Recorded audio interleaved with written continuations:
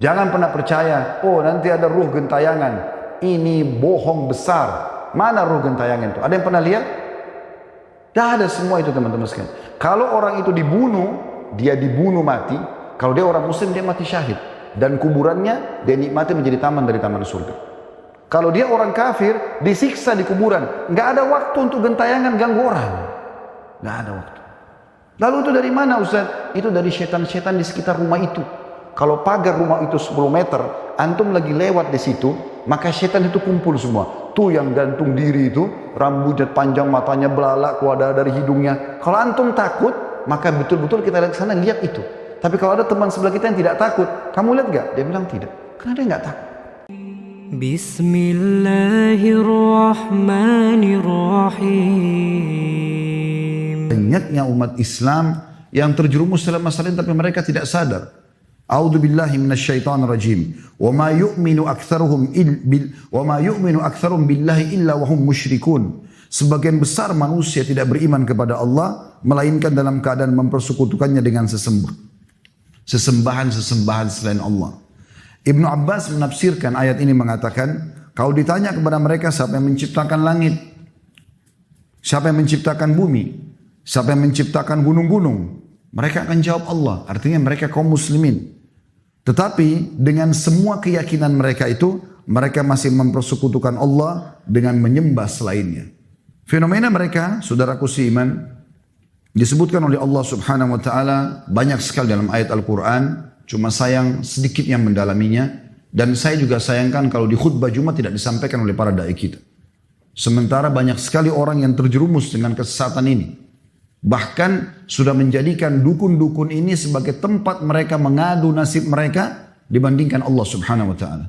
Untuk bahagia rumah tangga, pergi ke dukun. Untuk supaya orang suka sama dia, pergi ke dukun. Sukses usahanya, pergi ke dukun. Semuanya dukun. Bahkan yang kita sayangkan sekali, dijadikan seperti sebuah humor dalam film-film dan sinetron, seakan-akan mereka ini adalah orang-orang yang boleh didatangin dan orangnya lucu dan segala macam hal. Perhatikan apa yang Allah katakan tentang mereka dalam surah Asy-Syu'ara ayat 221 dan 223 sampai 223. A'udzu billahi minasyaitonir rajim. Hal unabbiukum ala man tanazzalu asyayatin. Tanazzalu ala kulli affakin athim. Yulquna as-sam'a wa aktsaruhum kadzibun. Apakah kata Allah SWT, akan aku beritakan kepada kalian kepada siapa syaitan-syaitan itu turun, kepada siapa syaitan-syaitan itu selalu berteman, nongkrong. Dan syaitan kita sudah tahu, golongan dari jin yang Allah mengatakan aduwwum mubin, musuh nyata buat kalian, dipimpin oleh iblis. Allah berikan gambaran kepada kita. Mereka turun kepada setiap pendusta, tiap-tiap pendusta, lagi yang banyak berbuat kejahatan, yaitu para dukun dan tukang sihir. Syaitan-syaitan tersebut menyampaikan berita kepada mereka dengan mencuri berita dari langit, lalu menyampaikan kepada para dukun dan tukang sihir, dan kebanyakan mereka adalah pendusta. Ini ditilawakan oleh orang beriman sampai hari kiamat dalam surah Asy-Syu'ara ayat 221 sampai 223. Imam Qatadah rahimahullah, salah satu tokoh yang masyhur dari kalangan tabi'in, Qatadah bin Da'amah namanya, rahimahullah, beliau wafat tahun 110 Hijriah, menafsirkan ayat ini mengatakan bahwa para pendusta lagi banyak berbuat jahat dan buruk adalah para dukun dan tukang sihir. Begitu juga beliau mengatakan, dan mereka itu adalah teman-teman dekat para syaitan dan mendapat berita yang dicuri dari langit oleh syaitan-syaitan tersebut. Bahkan sahabat mulia Abdullah bin Mas'ud radhiyallahu anhu pada saat menafsirkan firman Allah SWT dalam surah Al-An'am ayat 112, A'udzu billahi minasyaitonir rajim. Wa kadzalika ja'alna likulli nabiyyin 'aduwwan syayatinal insi wal jin yuhi ba'dhuhum ila ba'din dzukhrufal qawli gurura.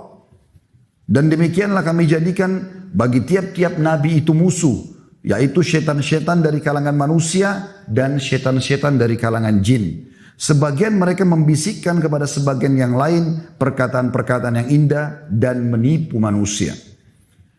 Abdullah bin Mas'ud berkata radhiyallahu anhu, yang dimaksud dengan syaitan-syaitan manusia adalah para dukun dan tukang sihir. Dalam sebuah athar diriwayatkan dari Jabir bin Abdullah radhiyallahu anhuma, Beliau mengatakan, bahkan dukun-dukun ini disebutkan sebagai tagut, yang banyak disebutkan dalam Al-Quran. Mereka adalah para dukun dan mereka adalah syaitan-syaitan manusia yang syaitan-syaitan jin bekerja sama dengan mereka. Allah subhanahu wa ta'ala menyuruh kita untuk kufur kepada tagut ini. Tidak boleh ikut sama mereka. Dan kalau kita ikut maka kita akan bersama dengan mereka kepada kekafiran. Allah sebutkan dalam surah An-Nahl ayat 36. A'udzu billahi minasyaitonir rajim. Wa laqad ba'atsna fi kulli ummatin rasulan an i'budullaha wajtanibut tagut. Dan sungguhnya kami, kata Allah, telah mengutus setiap rasul atau setiap rasul yang kami utus, maka selalu mereka menyampaikan sembahlah Allah dan jauhi tagut. Sementara tadi sudah dijelaskan tagut adalah para dukun dan penyihir ini. Juga dalam firman Allah yang lain dalam surah Al-Baqarah ayat 256. A'udzu billahi minasyaitonir rajim. Faman yakfur bit-taghuti wa yu'min billahi faqad istamsaka bil 'urwatil wuthqa lam fisama laha wallahu samii'un 'alim. Barang siapa yang ingkar kepada tagut, justru membenci mereka, menjauhi mereka, memerangi mereka dan beriman kepada Allah, hanya minta kepada Allah Subhanahu wa taala. Ingin bahagia rumah tangga, jangan lintas alam, di alam kita saja manusia. Kalau orang pergi ke dukun, lintas alam, bawa foto pasangan, minta supaya dukun tersebut memantrai, lalu menggunakan jasa jin atau syaitan untuk menyihir lawan jenis supaya menyukainya. Ini lintas alam. Sederhana cara manusia. Saya bermuamalah dengan baik dengan istri, tatapan mata yang syahdu, ucapan yang santun, zaman ramah yang, tangan yang ramah, kemudian saya royal dan loyal dengan dia jatuh cinta, selesai. Itu alam manusia. Saya mau usaha saya maju, tidak perlu saya pergi ke dukun untuk minta kris, minta kuningan, minta koin yang tidak masuk akal. Dengan syarat-syarat lebih tidak masuk akal lagi. Sembeli ayam hitam, darahnya diminum, darahnya diteteskan di titik tempat tertentu, ditanamkan sebuah benda di tanah. Dari mana semua ini? Ini alam syaitan. Dan haram hukumnya melakukan semua ini. Kenapa kita enggak sederhanakan? Alam manusia sederhana. Modal halal, sistem halal, produk halal, selebihnya tawakal kepada Allah. Demi Allah untung. Kenapa harus menggunakan alam-alam seperti ini? Kenapa kalau benci sama orang karena perbuatannya, kenapa kita enggak dakwai? Kenapa kita enggak berdoa kepada Allah kalaupun kita merasa terzalimi? Berdoa agar Allah SWT menangkan kita dari dia. Selesai. Doa senjata setiap orang beriman. Doa bisa menembus hati-hati manusia. Bisa menembus benteng-benteng musuh. Kenapa harus datang ke dukun, kemudian dibuatlah boneka mainan, ditusuk-tusuk, sehingga orang tersebut sakit. Dan itu terus terjadi. Dan subhanallah, tanpa mereka sadari, mereka beriman dan bermuamalah dengan para tagut yang Allah perintahkan kita untuk supaya kufur kepada mereka. Kenapa harus lintas alam, saudaraku sini? Apalagi Anda yang sudah berpendidikan. Yang kita herankan orang-orang yang sudah tinggi pendidikannya justru juga masih percaya dengan seperti ini. Dan subhanallah, orang yang sudah pernah ke dukun, teman-teman sekalian, dia akan terus ketagihan. Karena kalau dia ke dukun tanpa dia sadari, yang pertama disihir dia justru. Karena si dukun-dukun ini mau supaya mereka ini terikat menjadi pasien rutinnya. Ini akan ada umurnya, sekian lama kamu harus bayar. Kalau dia minta sesuatu, maka dia harus kembali lagi sekian bulan dan seterusnya. Bahkan ada praktisi berbahasa menyampaikan kepada saya sendiri. Ini seperti SIM, dia bilang sama saya begitu. Kenapa seperti SIM? Maksudnya apa Pak? Iya, ini harus diperbaharui dan berpanjang. Kalau enggak berlaku lagi sihirnya. Kenapa kita begitu bodoh membeli sebuah kertas, membeli sebuah kris, puluhan juta, ratusan juta. Kenapa untuk dapat jabatan harus pergi ke orang-orang bodoh ini? Kenapa enggak sujud kepada Allah? Kenapa enggak berdoa di sholat malam? Mana kita dari ajaran baginda Nabi SAW? Kenapa praktek ini dibiarkan? Hadis-hadis sahih melarang kita masalah itu. Dua buah hadis yang mulia. Kata Nabi SAW, siapa yang mendatangi dukun, peramal, penyamun, penyihir, bertanya. Sebuah riwayat mengatakan belum percaya. Baru tanya, iseng. Coba terka tangan saya, coba terka nasib saya, coba buat istri saya suka, coba buat suami saya suka, coba usaha saya maju, coba supaya laris dagangan saya, dan segala macam hal. Maka tidak diterima sholatnya 40 hari. 40 hari yang lalu sudah dikerjakan hilang semua. Sekali ke dukun, 2 kali ke dukun, 3 kali ke dukun. Begitu beratnya perbuatan ini, 1 kali bertanya pada mereka saja, meramal nasib atau apapun sifatnya, 40 hari sholat kita ini luar biasa, bukan main-main. Hilang begitu saja. Hadis yang lain, dan ini orang kalau beriman teman-teman dan punya akal sehat, ya, itu pasti tidak mau menyanyiakan sholatnya. Sholat gak gampang. Anda hadir Jumat seperti ini bukan hal yang ringan teman-teman sekalian. Mahal sekali nilainya. Tapi bisa hilang 40 hari termasuk Jumatnya hanya dengan sekali ke orang bodoh ini.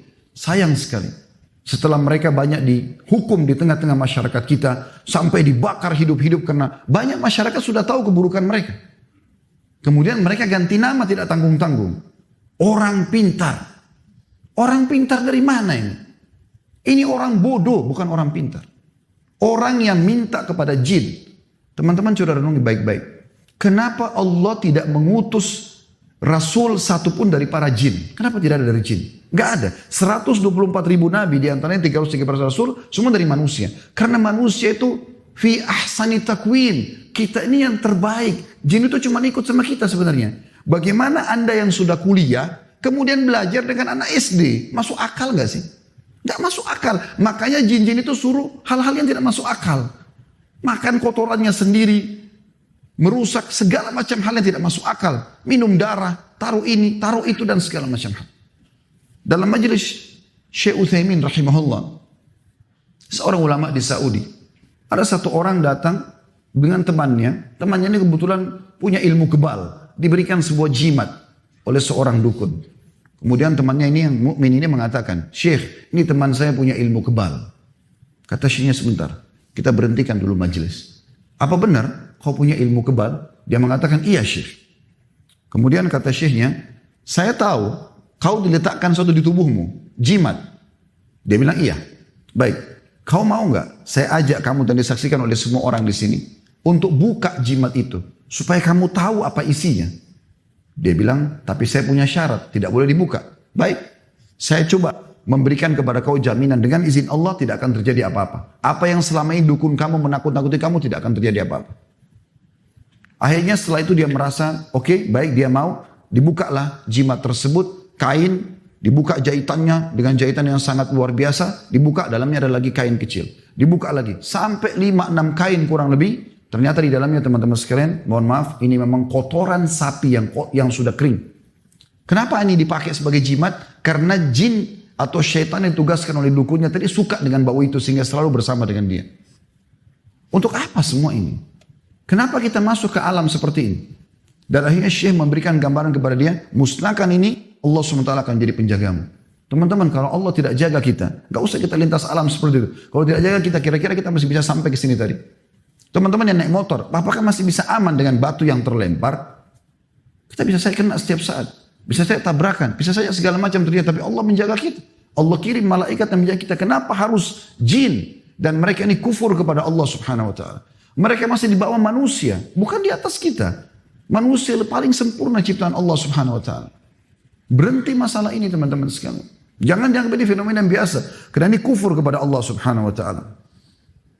Allah mengatakan tadi dalam Al-Baqarah ayat 256, barang siapa yang ingkar kepada tagut dan beriman kepada Allah, siapa yang ingkar kepada para dukun dan penyihir tersebut, lalu beriman kepada Allah, hanya minta kepada Allah, sesungguhnya dia telah berpegang pada buhul tali yang amat kuat. Dia akan bahagia di dunia, hidupnya tidak akan ada sesuatu yang samar. Di alam manusia tidak ada yang samar, jelas kok. Transaksi kita jelas, semuanya jelas. Akad nikah kita jelas, hubungan biologis jelas, semua jelas kok. Maka dia telah berpegang pada buhul yang sangat kuat dan tidak akan pernah putus, dan Allah maha mendengar lagi maha mengetahui. Bayangkan bagaimana buruknya profil para dukun, penyihir, penyamun dan seterusnya ini teman-teman sekalian. Yang kita sayangkan subhanallah di zaman kita sekarang bahkan mereka berani masuk di medsos mengadakan pelatihan-pelatihan ilmu santet, merusak hubungan suami istri, merusak rumah tangga orang, menyakiti orang lain, merusak pekerjaan orang lain. Ini semua teman-teman sekalian hal yang haram.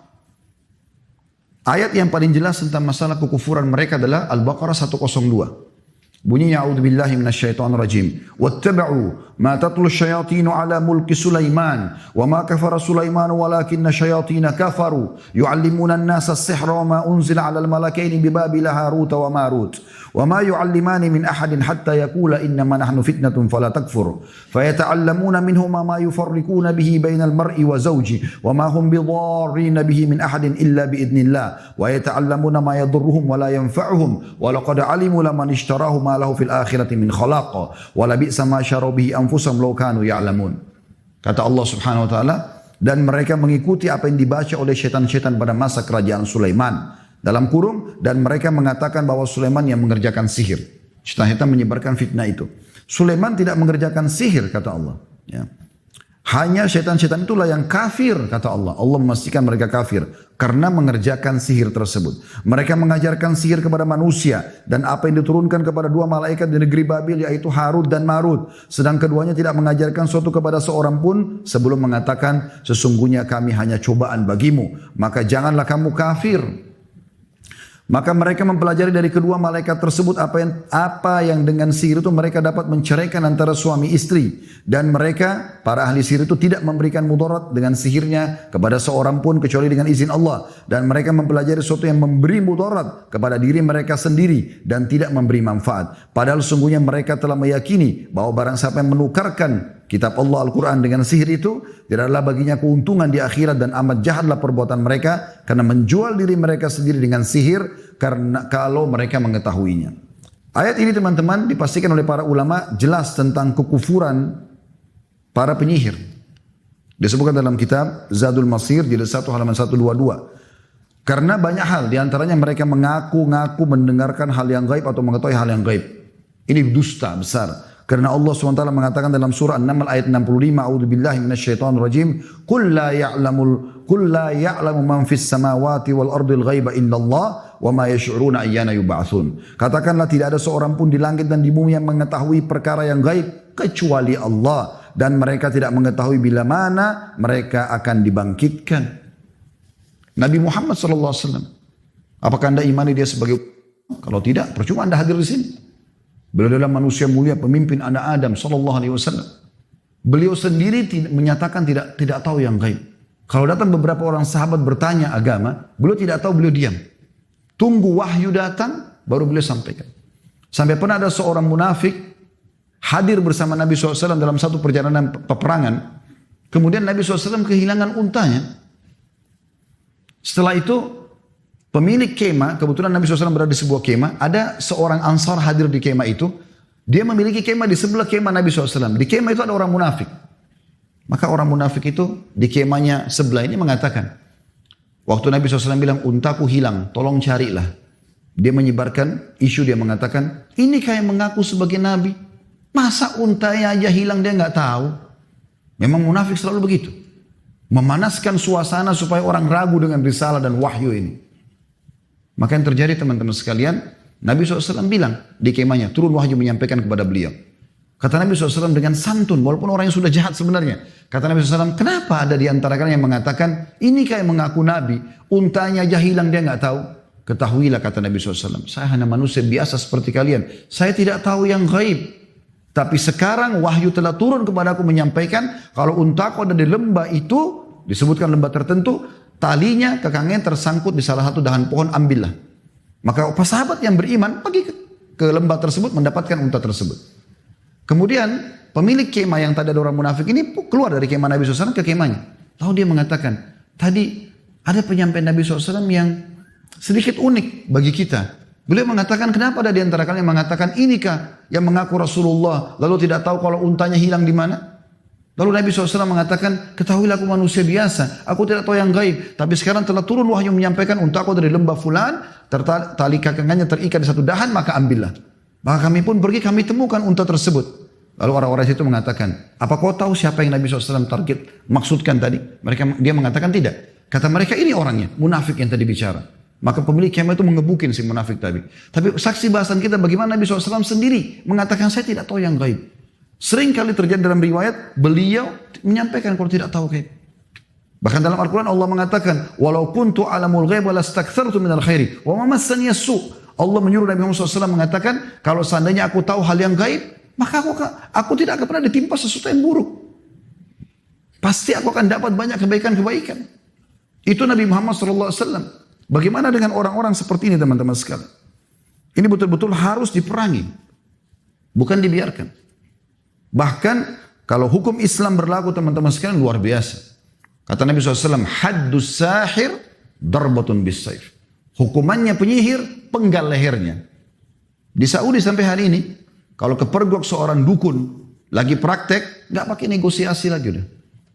Nggak dipercaya lisannya, karena Allah katakan mereka pendusta. Bahkan saya berapa kali lihat cuplikan dukun-dukun ditangkap oleh pemerintahan Saudi, ditangkap resmi, dan mereka punya hayy amil ma'ruf nahi mungkar. Ada kementerian khusus mengurus masalah itu untuk menegakkan kebenaran dan melarang kemungkaran. Mereka kalau tangkap, sampai dukunnya bersumpah, demi Allah, saya tidak ngerti, demi Rasulullah. Demi Rasulullah pun sudah salah, sumpah begitu. Tapi mereka salah. Mereka mengaku tidak dipercaya. Tangkap, berapa hari diproses, langsung eksekusi. Penggal. Itu sabda Nabi SAW. Karena kerusakannya terlalu banyak.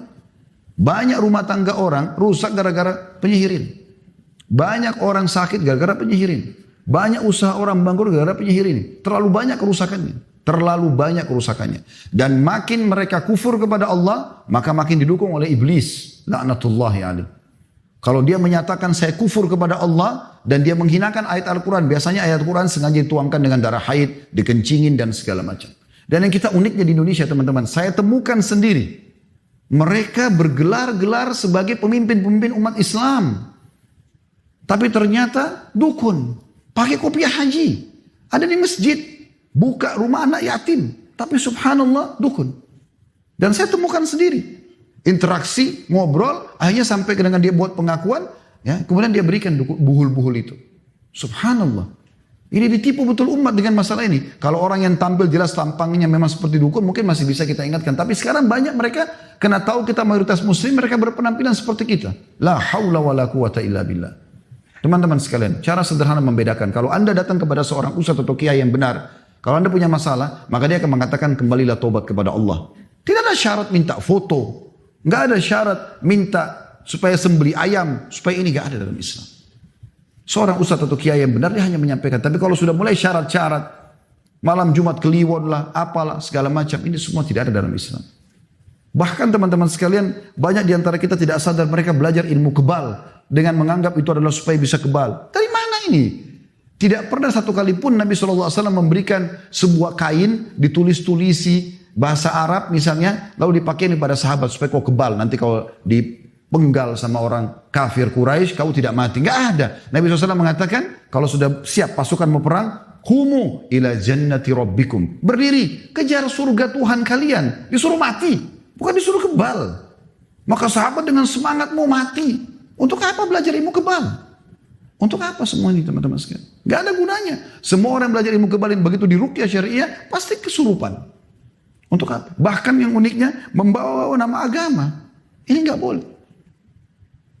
Ini tidak diterima sholatnya 40 hari. Hadis yang kedua teman-teman lebih tegas lagi. Kata Nabi SAW, barang siapa yang mendatangi dukun, peramal, penyamun, penyihir, bertanya dan percaya, maka dia telah kufur kepada apa yang diturunkan kepada Muhammad SAW. Kafir, harus syahadat lagi orang itu. Rusak Islamnya. Untuk apa? Gitu kan? Tapi kan Ustaz, kadang-kadang kami kalau datang ke sana, dia tahu keadaan kami. Jangan ditipu teman-teman sekalian. Anda punya korin, pendamping dari syaitan. Dia di tempat prakteknya taruh banyak syaitan-syaitan itu. Kalau Anda ngerti bahasa Arab bisa nonton di YouTube sebenarnya. Banyak sekali cuplikan dukun-dukun yang ketangkap di Saudi. Mereka bilang, kalau pas ketangkap, kok bisa kau tangkap saya? Saya sudah sebar sekian banyak jin. Dukun. Banyak syaitan gitu kan. Ada di antara mereka yang ketangkap lagi di masjid, dia mau nipu orang. Tapi ketahuan dukun, dan disuruh keluar, diinterogasi, akhirnya terbukti dia adalah dukun. Mereka nyebarin itu. Jadi korin antum kerjasama sama dukun-dukun, jin-jin, apa syaitan-syaitan yang ditelatkan sama dia. Jadi pada saat masuk dia langsung mendebak. Oh kamu ada masalah rumah tangga ya? Oh kamu ada lagi sakit ini. Tapi informasi itu dari situ. Informasi gaib ini teman-teman yang mereka miliki adalah informasi yang Anda harus tahu ini. Yang dicuri dari langit. Dalam sebuah hadis yang sahih riwayat Bukhari, pernah Nabi SAW melihat ada meteor jatuh. Lalu beliau bertanya kepada para sahabat, apa yang kalian bilang bahasa jahiliyah dengan ini? Kata mereka, kami yakin pada saat itu ya Rasulullah, pada saat meteor lewat ada orang terkenal yang mati atau ada orang yang akan jadi tokoh baru lahir. Kata Nabi SAW, bukan seperti itu. Sebenarnya adalah ya, Allah Nabi SAW jelaskan nih, bocoran buat kita. Kalau Tuhan kita Allah Subhanahu Wa Taala menentukan sebuah keputusan, misalnya esok hari akan terjadi apa, maka pemikul arsy Allah, malaikat 8 itu bertakbir. Maka yang di langit ke-7 semua malaikat bertakbir. Yang langit ke-6 semua bertakbir. Mendengar itu. Langit ke-5 bertakbir. Sampai langit pertama yang di atas kepala kita ini. Yang dikenal dengan sama'id dunia. Semua bertakbir. Lalu malaikat-malaikat bertanya kepada pemikul arsh. Apa keputusan Tuhan kita? Lalu kemudian disampaikanlah semua. Termasuk siapa yang akan bertugas dari malaikat-malaikat ini. Kata Nabi SAW, lalu syaitan-syaitan itu bersusun-susun. Nabi SAW berikan gambaran telapak tangan beliau ditumpuk satu sama yang lain. Terus sampai ke langit. Dan mereka berusaha mencuri informasi dari langit itu.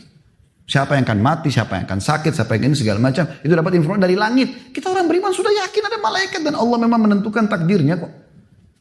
Itu dibongkar oleh Nabi SAW. Maka para malaikat menunggu mereka dengan panah-panah api, bintang-bintang. Jadi meteor itu adalah serpian bintang yang digunakan malaikat untuk memanah setan-setan tersebut. Maka banyak di antara mereka yang mati terbakar, sebagian mereka lolos. Lalu mereka membisikkan kepada teman-teman mereka daripada dukun dan peramal. Apa yang akan terjadi? Dan ketahuilah, mereka ikutkan semua itu dengan 100 kedustaan. Jadi dukun sebenarnya kalau faham hadis ini pun sadar, dia sedang ditipu oleh jinnya itu. Jangan Anda pikir setiap dia praktik dia berhasil. Tidak.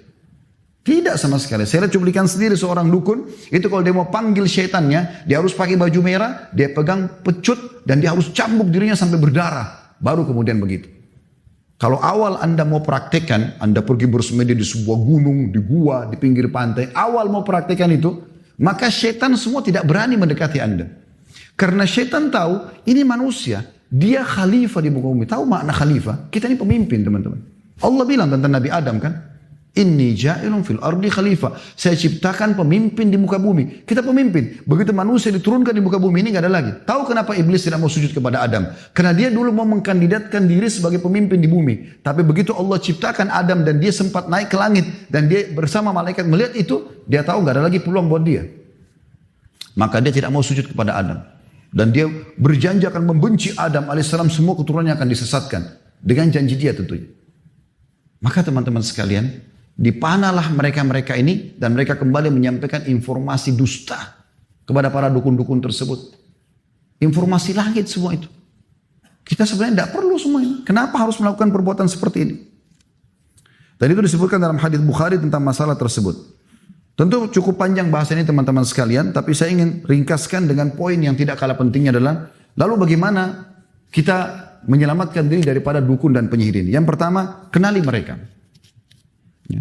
Cara mengenali dukun dan praktek sihirnya, yang pertama itu umumnya ya tempat mereka itu biasanya gelap, remang-remang.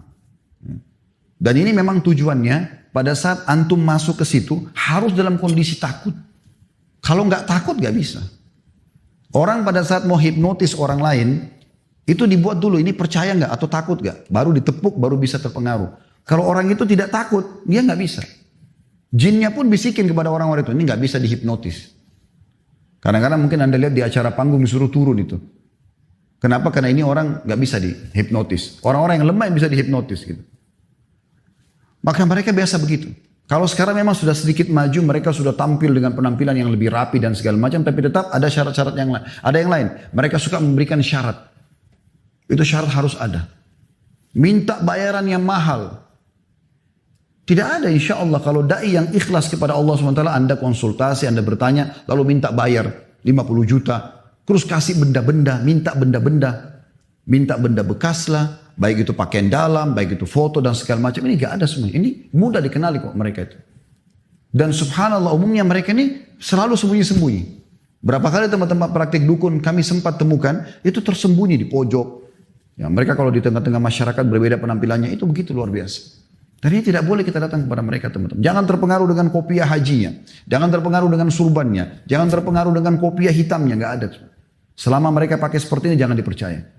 Termasuk mereka selalu memberikan akhirnya buhul yang akan diberikan kepada Anda dibawa pulang. Ada juga yang ditanam di situ. Lalu kemudian ada bayaran dan selalu ada kontrak yang harus diperpanjang. Jadi jangan dipercaya semua ini. Kembali kepada tauhid kepada Allah Subhanahu wa taala. Para sahabat Nabi ridwanullahi alaihim, kalau sendal mereka putus, mereka angkat tangan ke langit mengatakan, ya Allah, sendal saya putus, gantikanlah. Sendal minta dari Allah karena manjanya sama Allah. Itu tauhid. Tidak perlu minta kepada mereka-mereka ini. Sesat mereka teman-teman dan akan menyesatkan semua orang yang ikuti mereka. Aku qauli hadza, saya sudah mengucapkan perkataan saya ini, wa astaghfirullah li wa lakum, dan saya beristighfar kepada Allah untuk diri saya dan jemaah sekalian. Fastaghfiruhu innahu wal ghafurur rahim, beristighfarlah kepadanya karena Dia Maha Pengampun dan juga Maha Pengasih. Alhamdulillah, wassalatu wassalamu ala Rasulillah. Segala puji dan puja kehadirat Allah Subhanahu wa taala, juga salawat dan taslim kepada Nabi besar Muhammad sallallahu alaihi wa ala alihi wa sahbihi wasallam. Sebelum berdoa, takut, cinta, apapun sifatnya, termasuk tunduk hanya kepada Allah Subhanahu wa taala. Renungi teman-teman sebab turunnya beberapa ayat dalam surah Jin. Allah gambarkan tentang jin. Orang-orang Arab jahiliyah dulu, mereka terbiasa setiap kali mereka jalan satu perjalanan, lalu mereka mampir di sebuah lembah. Pada saat mereka sudah tancapkan kemah-kemah mereka, maka yang pertama dilakukan adalah pemimpin kafilah itu, perjalanan itu keliling kepada seluruh orang yang ikut sama dia, minta bekalnya, seikhlasnya. Kasih makanan, kasih baju, kemudian dia datang ke tengah-tengah lembah, lalu dia sendiri bicara, wahai penjaga lembah, jangan ganggu kami.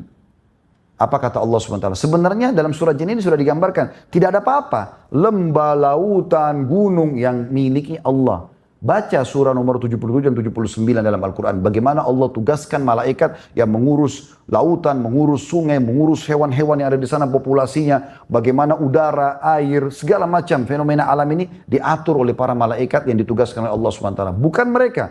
Jin-jin ini tidak ada. Mereka seperti kita manusia. Hidup saja begitu. Tapi pada saat manusia memanggil-manggil mereka, ya, menunjukkan kalau mereka takut dan minta tolong, maka Allah mengatakan fazaduhum rahaqa, maka syaitan-syaitan itu makin mengerjain mereka. Makin dikerjain. Kalau ada rumah dijual teman-teman sekalian murah karena ada orang bunuh diri atau ada orang dibunuh, saran saya dari mimbar ini beli. Jangan pernah percaya, oh nanti ada ruh gentayangan. Ini bohong besar. Mana ruh gentayangan itu? Ada yang pernah lihat? Tidak ada semua itu teman-teman sekalian. Kalau orang itu dibunuh, dia dibunuh mati. Kalau dia orang muslim, dia mati syahid. Dan kuburannya, dia nikmati menjadi taman dari taman surga. Kalau dia orang kafir, disiksa di kuburan. Nggak ada waktu untuk gentayangan ganggu orang. Nggak ada waktu. Lalu itu dari mana Ustaz? Itu dari setan-setan di sekitar rumah itu.